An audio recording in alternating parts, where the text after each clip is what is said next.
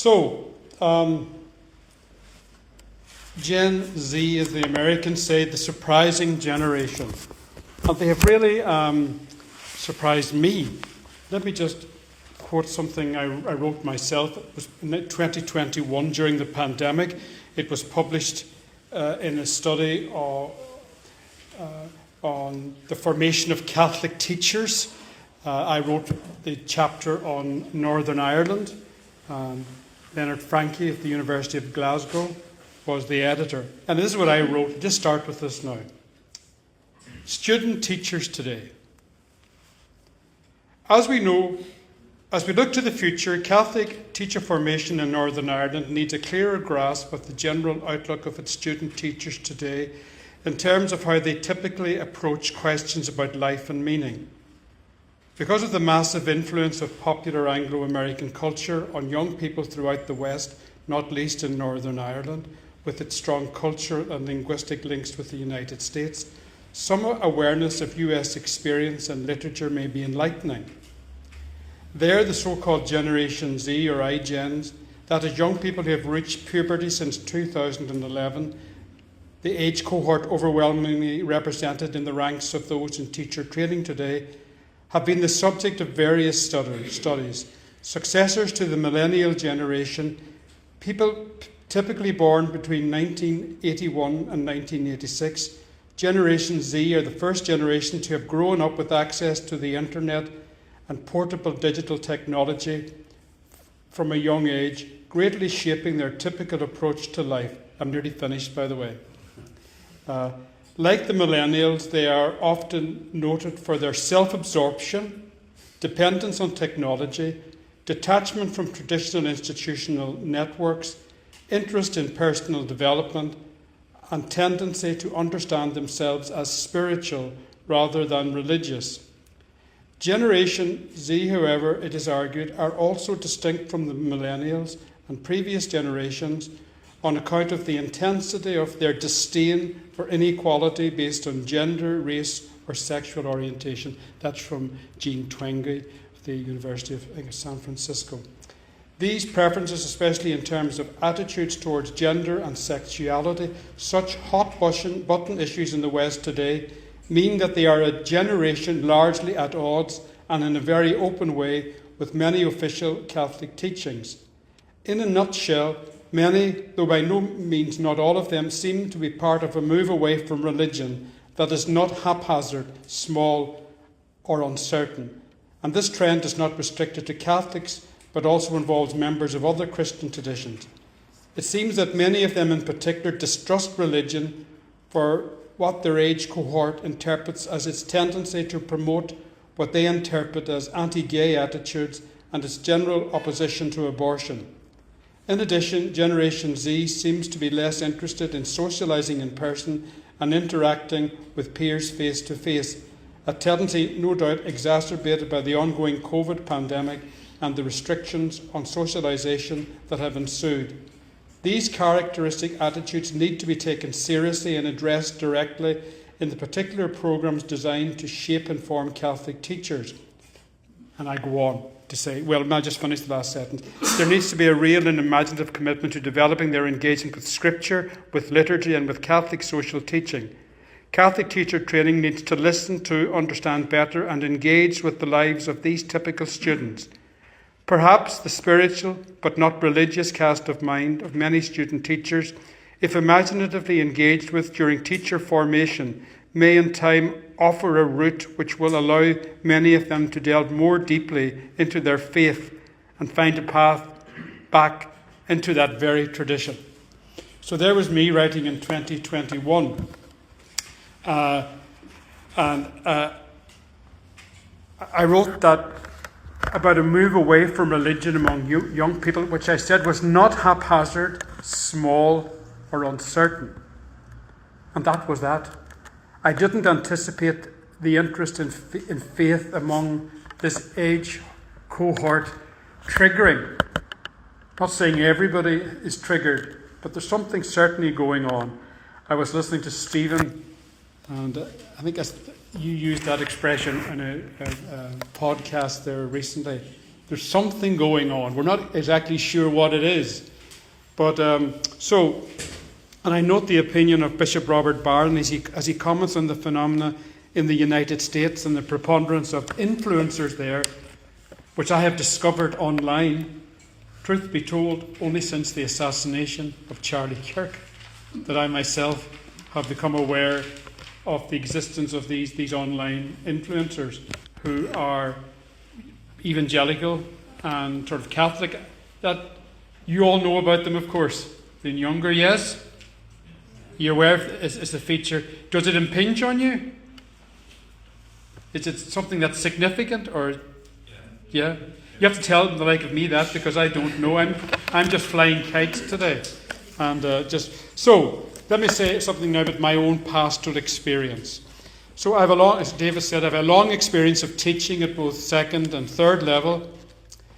I have witnessed the decline in the traditional religious paradigm, which was well underway during my own childhood, way back in the 60s and 70s. Today, we live in the almost monoculturally secular experience of the South. The liberal consensus of the academy, politics and media, the push towards the most progressive social values in terms of sexuality, marriage and abortion.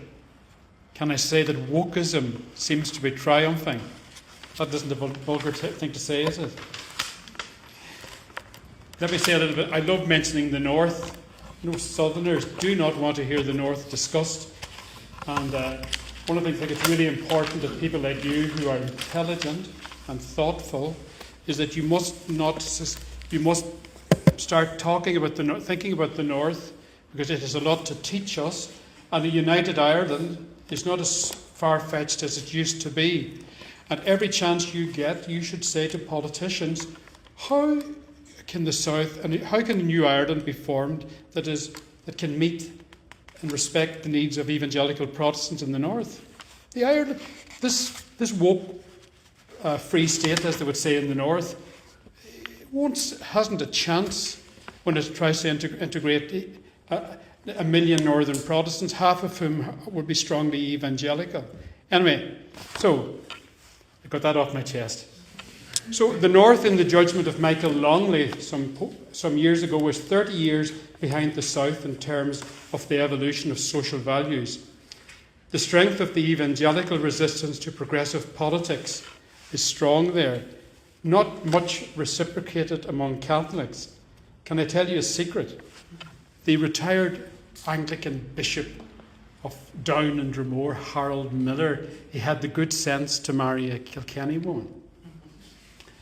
And I had known him before, but anyway, when I was working in Belfast, but he keeps, when I meet him, he can't understand how, after all the Catholic schooling in the North, that in Stormont you can't get an SDLP or Shinner who's pro-life. And he always raises this question with me, what does it mean? Anyway, in the North, religion still plays a role in shaping political identity, especially for Unionists. But I think the secular direction of travel is the same in the North as it is in the Republic. But it's a factor that we have to keep in mind.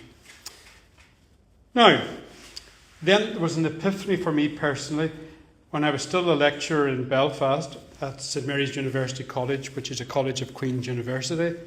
I went as a visiting scholar to Boston College in 2016-2017, that academic year, and it was a wonderful experience for me.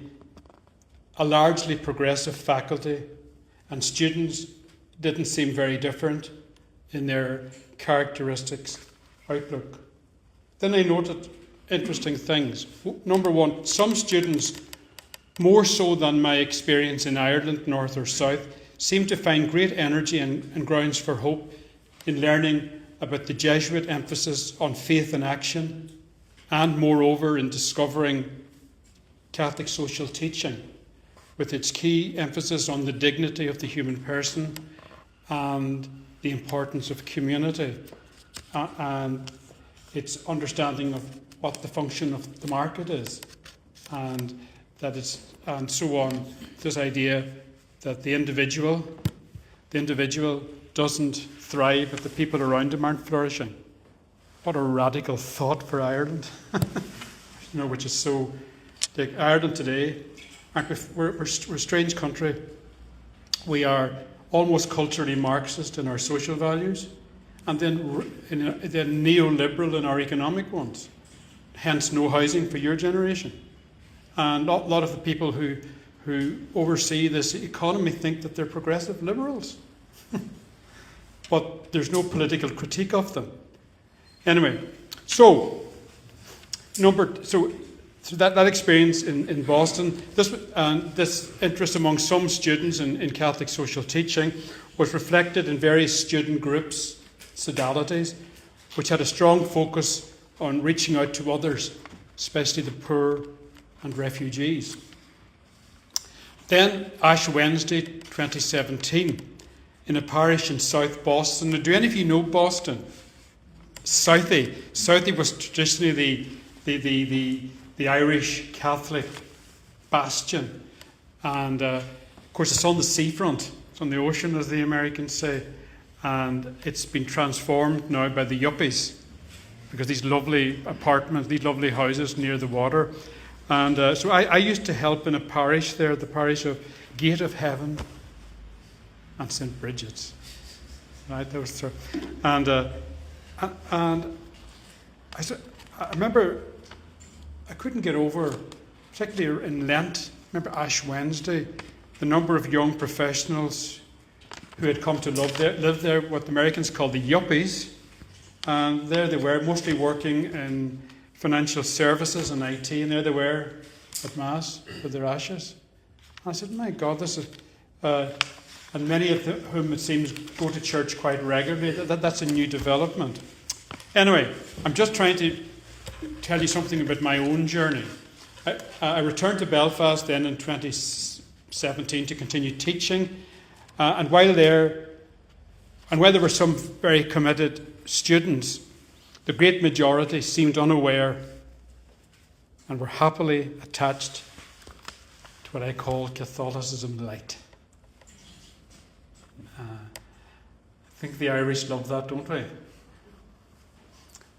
Then I left the academic life, and in 2020, in the middle of the pandemic, I was appointed parish priest, first of Ballantrae. Any surfers here? No, that part of the bit. See, you Southerners don't come up north. And so if I was the Belfast, all Bundoran and Rossnowda, that's the great. So if you love that, and of course Rossnowda Beach. If the Germans if the Russians hadn't invaded, if Hitler hadn't invaded Russia, the British would have been beaten by the Germans, and they were going to land at Rossnowda. So this was that beach. So I hope I've whetted your appetite. It's a lovely part of the country. Anyway, so during that period of the pandemic, the general pattern of secularization was deepened by the restrictions. The churches were closed, no masses. Liturgies were at best virtual liturgies, as it was called, online. And there was a big loss of personal contact among people. And as the churches later reopened, a feeling of concern and sadness among church people, among the clergy, began to emerge when they saw that many people were not returning to Mass. And some would say that up to a third of people haven't come back to church. They may say that they're watching Mass as they're doing the ironing, but it doesn't console the parish priest. So, one ray of hope when I was in the parish, I noticed that there were young families coming to Mass. Often, this is when I was parish priest of Donegal town, many people from other parts of Ireland had come to live in Donegal because it's cheaper, of course, and then the online facilities were good. So because I was doing baptisms, couples would emerge, come to get children baptised, and you would discover that they were from Dublin, they were working for an American financial services company, and they were based in lovely Donegal. And so it was interesting. So and then you began to see that particularly, say, at 10 o'clock Mass, which suits families, you see young people, young families coming to Mass. And what was most interesting to me is that the father was as likely to be present as the mother. In fact, I often noticed that the father was there on his own. Now, it's a straw in the wind, isn't it? That's just me sharing my experience of my time as a parish priest. And then to finish that thing, just before the pandemic, two friends of mine, they're both priests here in Ireland. We all studied together, but the two priests don't know each other. I studied with each of them, and both of them had nephews in a prominent school here in Dublin, and in different years. But my two friends, the two priests, told me the same story about their nephews, and that was that both their nephews, this is before the pandemic, this may be about 2017, 2018, that both of their nephews were reading books. I was in third level teaching, secondary school student reading books. And what was it? Jordan Peterson. That's how I first heard about Jordan Peterson. I said, wow, what's going on? And that was before Jordan Peterson became a big phenomenon online, those books. So we all know who Jordan Peterson is, the Canadian academic psychologist. Okay. So then I became Bishop of Ossory, that's Kilkenny, almost all of County Kilkenny, and 6 parishes in County Laois and 1 in County Offaly. All right. So as a bishop, you have a different kind of pastoral contact. You're more at a remove than when I was a teacher or a parish priest. You might be surprised to hear me say that so much of my work is with cultural Catholicism, the confirmation circuit, and as the remote patron of a patchwork of schools throughout the diocese. I have asked the clergy if they have noticed any uptick in Generation Z activity in the parishes, and I am sorry to say that very few seem aware of the possibility throughout a largely rural diocese. Of course, I have a theory about that, and a bit of history helps. Do you remember, where did the gospel, the Jesus movement begins in the deserts of Palestine, and where does it move to then? Somebody had it there? The cities. Christian movement was largely an urban phenomenon.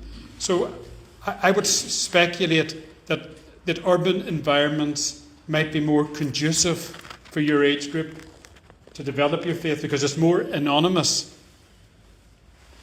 There's space to experiment without judgment. Okay.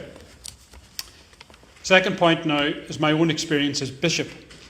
On visiting post-primary schools, I have found the students to be more open than I would have anticipated when matters touching on faith are raised. The way into this type of conversation often arises following their talking about the challenges they face in life, not least in terms of mental health concerns. So if I find myself talking to young people today, the whole Jonathan Haidt, the social psychologist in New York, that just comes alive.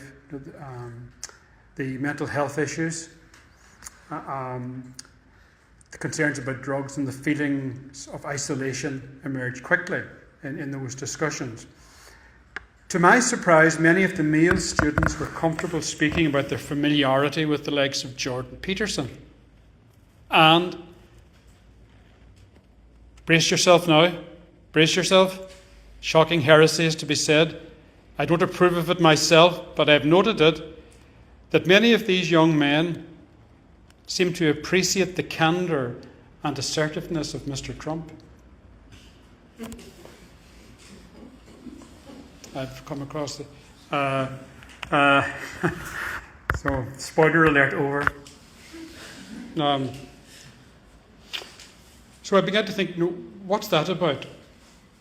Well, about 10 years ago, secular people, that were completely secular at the time, like Tom Holland, the historian, do you know him? And Jordan Peterson again, began defending the civilizational values of Christianity, its contribution to peace, tolerance, and civil rights.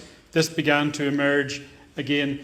See, the first, as Robert Barron keeps pointing out, the millennium, the Jubilee year 2000, it was about, Jubilee 2000 years of Christ. Now, you were all too young, but people to us who look back, that the powers that be turned that into a celebration of everything but Jesus Christ. It was, so, and then that next 10 years, Dawkins, what do you call it, Sam Harris and people like that, the new atheists, they dominated the media, and it seemed, that everything, in a sense, was lost. So, but people like Tom Holland, have you read the book Dominion? And again, hopefully some of you people will find your way into politics. It's a book well worth reading, because the values, the values that secular society, Western society, purport to believe in, the human rights. If you don't understand their Judeo-Christian background, then you're not able to really engage in any meaningful discussion. Okay, now, and I would just ask you the question now: might the destabilizing impact of the pandemic be encouraging some young people to discover or desire an ancient tradition of wisdom in volatile times? An outworking of disillusionment with the modern world. If you want to read a really interesting book, a difficult one, by William Kavanagh of DePaul University, called The Uses of Idolatry. Has anybody come across it? It's been published in the last year or so, and it's in many ways it's a questioning. It's not a rebuttal, but he's answering Charles Taylor, the Canadian philosopher, who's such a great, has done so much good in his book A Secular Age, to give us a language to talk about people and faith in the Western world today. He says that, he asks that famous question: how is it that 500 years ago it would have been impossible in Western society to talk about life and exclude mention of God? Which now, not only is it the norm, a lot of people would be horrified if the question of God was introduced. So Taylor, in this book, A Secular Age, talks about how people today live in the immanent frame without any reference to God. There's a closing off of transcendence. It's not that transcendence has ended. They don't even ask the question. We just live in this world. The buffet itself, the individual. Anyway, Kavanagh, he says, Taylor hasn't got it all right. He says, because people are still homo liturgicus. We're still liturgical people. We're still searching for something. We're searching for meaning and purpose, a higher power. And he says that people find it in individualism, in materialism, in nationalism, in worship of the state. Could you see that now, that tendency, say, in Russia, United States at the moment, that just uber national, just uber return to but like so much of the Trump agenda is forgetting about what the First World War and the Second World War led us to in the West, and how at the end of the Second World War we had to have a rules-based society, try to stop us returning to war. We've sort of forgotten about that. But back to Kavanagh. Kavanagh says that it's not that people are totally secular and with no understanding of no openness at all to what's beyond. It's just that they worship They don't worship the Creator. They worship what is created. Materialism, and our lives now are so individualistic and so materialistic, with big. And I think, would some of you agree with me? And as Bishop of Kilkenny, please don't report me for this thought crime that I'm going to commit now. Please don't. But the worship of sport in Ireland is incredible, isn't it? That sport. He would say that this is idolatry. This is like, it's not that sport is wonderful, but if sport, if it displaces God. So often you drive around the country now on a Sunday morning. Where are the young people? They're not at mass. They're training. It's something that we have to think about. So now, how am I going for time? I haven't got to you. I'm going off the topic too much, because Stephen is going to talk, and Stephen will talk about England, I assume, and Conor will talk about Ireland. I might say a word about France. Okay, just about what's happening there, and I must say, during my time in teacher training, I had a big interest in observing what was happening in France. The French, like the British and the Belgians and so on, they had an imperial lands before the Second World War. At the end of the Second World War, the Iron Curtain descended, and they couldn't get workers anymore from Eastern Europe, so they went to their colonies. So all of a sudden, these countries had large, ethnic populations, and in France, in Belgium, many of whom are Muslim.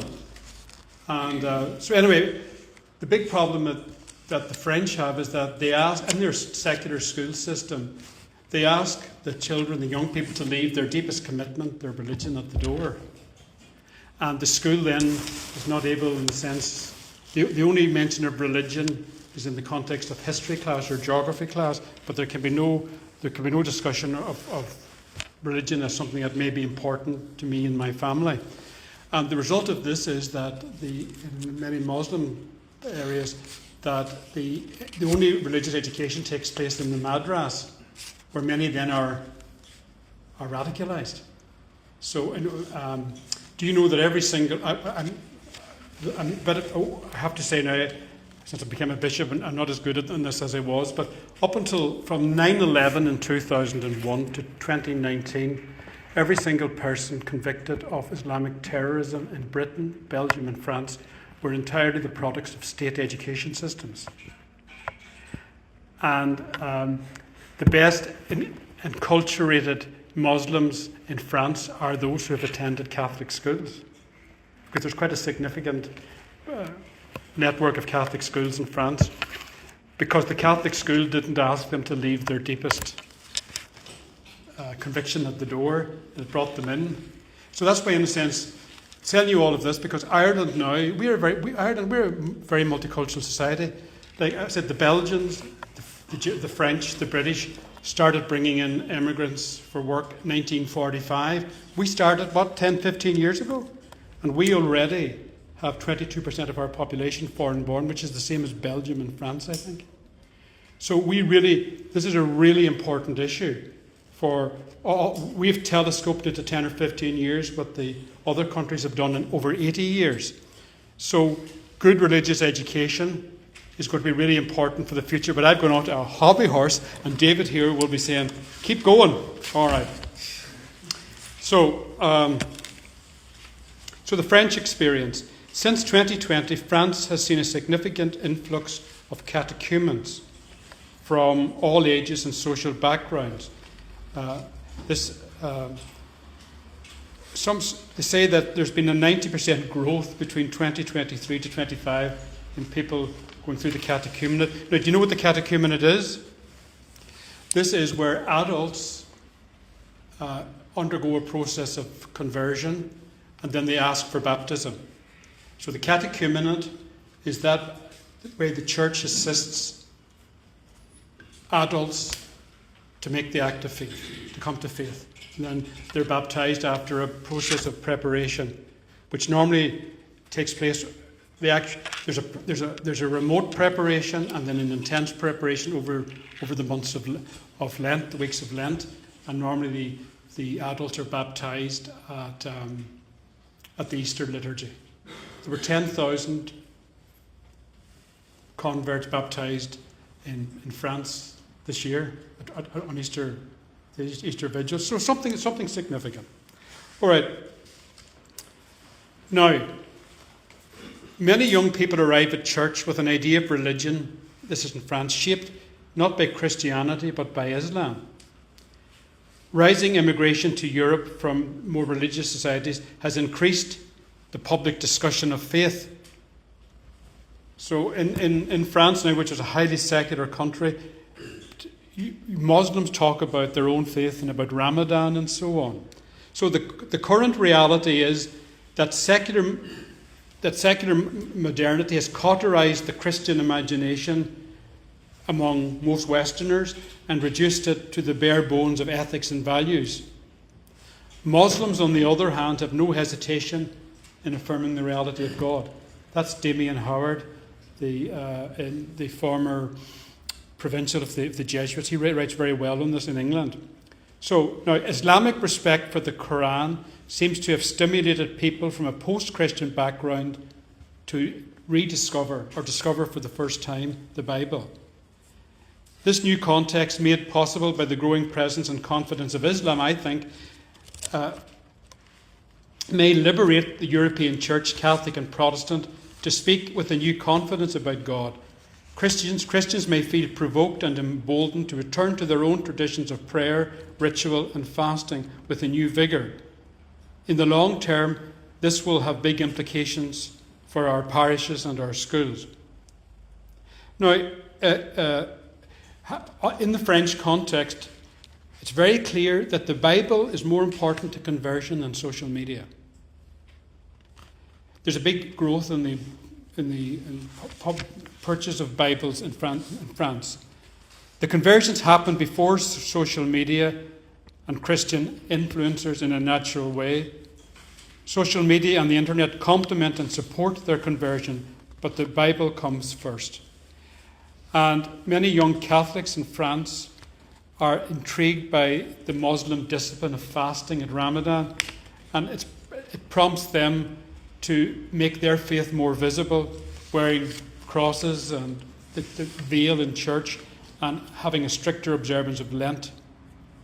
Lent, with its radicalism, attracts these young people searching for guidance. Now, all this is happening in a culture marked by the sexual abuse crisis in the Catholic Church and the decline in vocations to the priesthood. And all this means that what's happening at the minute, the completely unexpected influx has caught parishes off guard, forcing them to adapt quickly. And writers there call for a deeper transformation of French Catholicism from a community resigned to decline to becoming a catechumenal church, a church that welcomes and forms young people. And to be a catechumenal church, the most important first step is the proclamation of the Kerygma. That term, the scriptures, the Gospels, were written from later. Mark's Gospel is the earliest, about 70 A.D. Luke and Matthew are about 80, and John's about 100 A.D. Before the Gospels were written down, there was an earlier preaching. Well, some people experienced the Lord in person. Others in the next generation heard the stories about him. That's called the oral tradition. And thirdly, then, they're written down. So at the heart of the oral tradition was a thing called the Kerygma, that you proclaim Christ to people. Christ has died. Christ is risen. Christ will come again. That's the Kerygma, the basic sign, the basic teaching of the church. When we eat this bread and drink this cup, we proclaim your death. Those memorial acclamations after the consecration at Mass, that's the Kerygma, the earliest preaching. So, So I'm thinking, this is about coming in now into David's thing directly to Ireland. I think that the church of the future has to be catechumenal. We have to transform our parishes into hubs. And I think the first to understand what was happening in France were those people who were involved in parishes in the work of catechesis, the catechists. Now, it needs to be asked, are these Gen Z people, these Gen Zs, mostly men, are they bringing a trad vision of male-female relations that they have picked up online? This is the first thing that a progressive person will say to you. Or are they rejecting the nihilism and macho Nietzscheanism so common in digital spaces? Another question to ask, will young women follow the men back through church doors? These are the questions that have been asked in France. Churches that are attracting in France the Gen Zs are traditional devout congregations, sacramental, and also non-denominational mega-churches that emphasize personal, emotional relationship with Jesus. Similarly, the liberal Protestants aren't doing well. So, to finish on this point, remember I said that first decade, that last couple of decades of the 20th century, the first decade of this century, our culture was transformed from, what you might say, Christian liberalism was transformed into agnostic liberationism. It eroded institutions like the family and so on, and failed to feed human hunger for communal transcendence. That's what the French think. Right, looking to the future, how am I over time? Being Catholic in a culture of choice. Well, I think first of all we have to acknowledge the loss of a culture of Catholicism in Ireland. Yes, I think we all know that. I'm not even going to. There's a general religious and theological illiteracy. People know very, very little about their faith. Like one of the things, all my years teaching, at second and third level, like students would say something to you, Mass is boring. A very simple line like that, Mass is boring. As if the Mass had been invented by the parish priest to bore them. But because they had so little understanding of their faith, no handle on Scripture, then it never didn't seem to have struck them that at the Last Supper, the Gospels tell us, and St. Paul, that Jesus took the bread and he blessed it, and then he took the cup and he blessed it, and then he said, "This is my body, this is my blood. Do this in memory of me." So, if in our society people are radically unformed, then they're not able to understand the sacramental actions of the church and how anything that's good about the church and about the faith will always come from the Bible, always come from the Scriptures. And then the sacramental life, so the sacramental life of the church then is the working out of the fact that the Word of God points to the incarnation of the Son of God, who came among us and walked among us, and who has left us now these privileged signs, symbols, sacraments that strengthen us on the journey.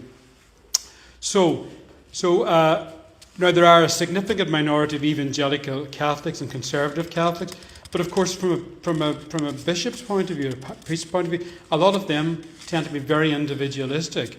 They come with their rosary beads and and demand Latin Mass, but you don't see them otherwise. They don't contribute to the life of the parish. They don't be constructive and say in starting a catechumenal school. Like you take in Dublin here, all these people who are studying here, all these young people who've come to work in IT, come all over the world. Could we begin by having catechetical hubs that would But firstly, be schools of friendship, of welcome, and then the sharing of faith. Okay, now my final point, and I'm going to summarize. I'm going to close my notes because David wants me to finish about 5 minutes over the time. I say, here we are in Dublin, so associated with Cardinal Newman, foundation of the Catholic University and all that, out of which UCD emerged. Do you realise that? Is it one of those forgotten truths? Anyway, Cardinal Newman, one of the soon to be a doctor of the Church, was a convert from Anglicanism to Catholicism. He was a deeply brilliant man, student at Oxford, and has written libraries of books. Have any of you heard of him before? 19th century, right?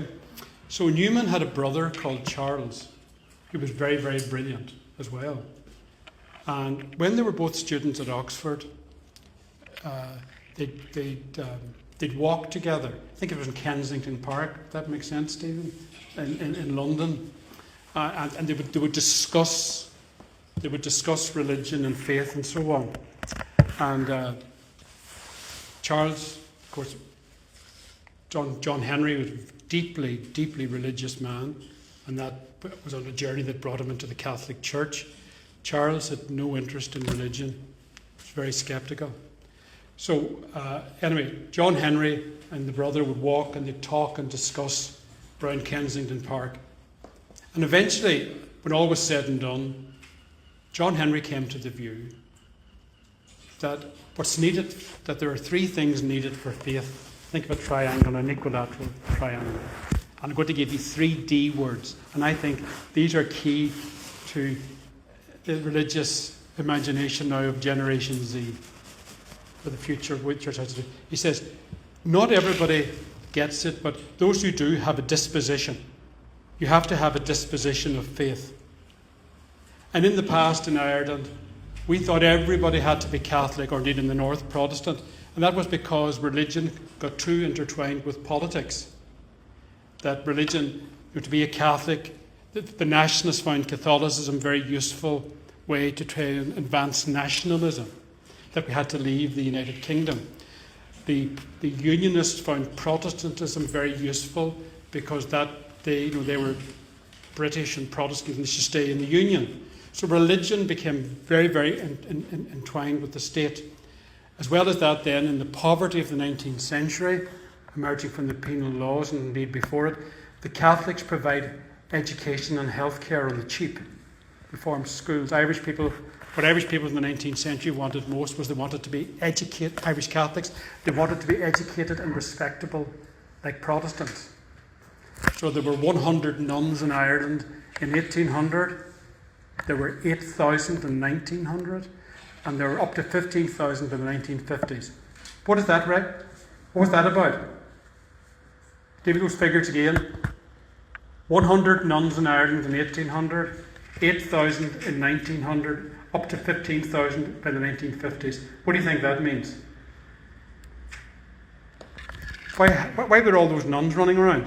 What were they doing? They weren't all contemplative. They were running schools and hospitals when the state had no interest. Now, I've just committed a thought crime, haven't I? By pointing that the religious, you couldn't have had an independent Ireland without the Christian Brothers, for example, and the Mercy Sisters, because they educated the poor. The people who came from small farming backgrounds, and I'd love to start itemising that, but there isn't the time. So anyway, in the past, for all sorts of reasons, a lot of people saw themselves as Catholic, or Presbyterian, or Anglican, and I would say a lot of it was more social. There are good social reasons for it. Today, there are no social advantages, are there, to being a Catholic? Doesn't advance you in your career, does it? It doesn't advance you in that way. There's the tribe so we're passing from a stage now where in the past religion was something tribal, and it's now something personal, isn't it? It's the personal choice. Now back to Kavanagh. William Kavanagh, the historian. I was in Croke Park for the All-Ireland final to see Donegal hammered by Kerry. And what a liturgy. The involvement of people, the involvement of everyone there. And I said to myself, I'm the Bishop of Ossory, and I do go to Croke Park for hurling, but my God, in my own county, I felt it at a completely different level. But that's the way religion used to be. It was tribal rather than personal. So anyway, I said that today we have the trigger of faith is disposition. Is the Holy Spirit at work in your life? Do you feel a call? Do you feel something? Do you enjoy prayer? Are you attracted to prayer? Do you feel the need to reach out to other people? Other secular people can do that as well, but are you moved to care, so they say the work of St. Vincent de Paul and so on? Or do you, if you have that, and I see that during my years teaching and teaching teachers, that so many teachers, because of their faith, went way beyond their professional calling because they had this disposition of faith. So Newman says first, so the equilateral triangle. The future of faith is that we have to discover people who have the disposition to faith.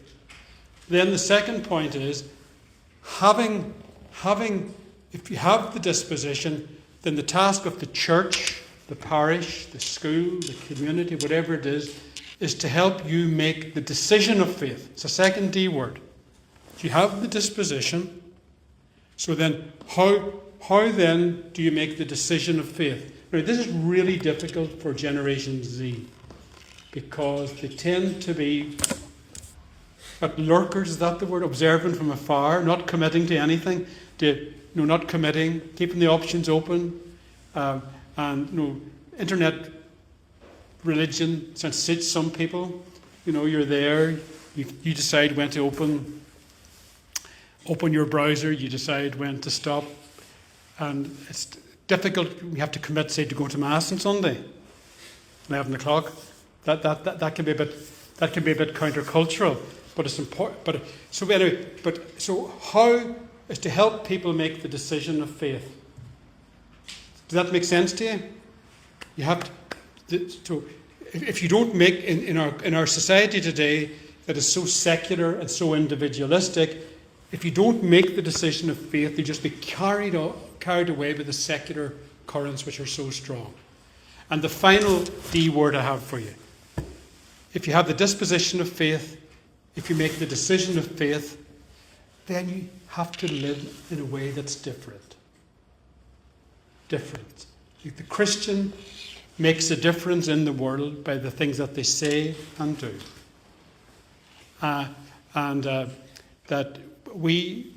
So if our witness should make a difference, the things that we think are important, the things that we do. And I'm stopping now. I'm going to just finish with one thing because I could go on all day on this. David started by did you mention the ecological movement? Something about the care for the what young people have to do into the future, the concern for the environment. Ireland's leading climatologist is Professor John Sweeney. He's from Glasgow, Scottish accent. He taught me in Maynooth, Fado. He was a lecturer in geography. I met him a few years ago at a conference in Belfast, and at that time I was editing a magazine that went to all Catholic schools in the north. And I asked him, hello. First of all, I was relieved that he recognised me after all the years. And then I asked him, would you write an article for me for a magazine for teachers on the ecological movement and all that? He is Ireland's leading climatologist. You see him on RTE frequently. Oh, he wasn't that sure. Is this who exactly are you talking about? So I said to him, I said, oh, this is the end of it now. It's for principals and teachers in Catholic schools. Oh, I'd be delighted to. I would be delighted to. Now, I was there. If you're an editor, you're trying to get people to write, when you think you've got them back, you don't ask any complicated questions.